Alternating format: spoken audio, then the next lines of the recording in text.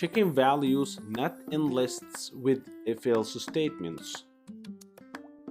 Checking if not in a list.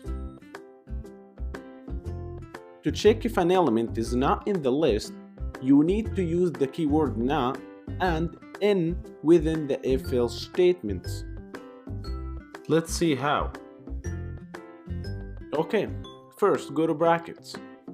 As we did in the previous lecture, we have the same list, my list, with its elements.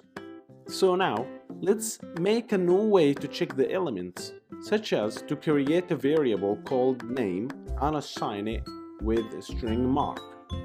Then use if-else statements such as if name not in my list, colon.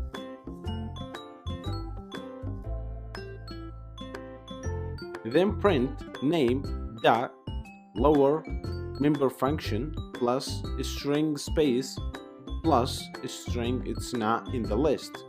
Lower member function is not required of you to do it, but it makes your code nice. Then type else colon print it's in the list. Then try that in the terminal.